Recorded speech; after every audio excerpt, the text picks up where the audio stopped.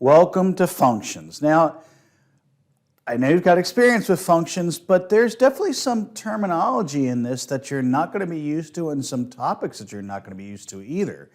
There is a good mix of stuff that's really in here that you are used to, so there's going to be some familiarity with it, but when there's different types of functions, and I don't mean Boolean, I don't mean predicate, I don't mean, there's different types of functions that we'll have to worry about in discrete structures and discrete math that we have to worry about that frankly are going to be very different. But I'm going to try to actually show you a lot of drawings about it because most of us will understand things visually before we understand the text.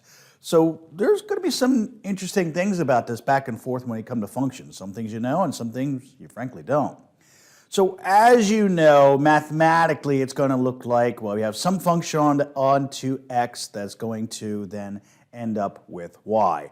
X and y are interchangeable. You're going to see a lot of examples online where they do a and b.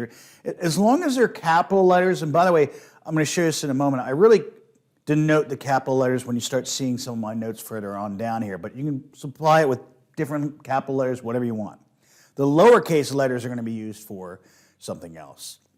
So we know it's a function from x to y. It assigns each element of x to exactly one element of y. It's also called a mapping or a transformation. I know you've heard of those two things. And then our difference between our little x is an element within the larger x, and the same thing for y. Think of the smaller x as being an exact position or an exact value from a range of possible capital X values. Excuse me. So the capital X would be the universal option.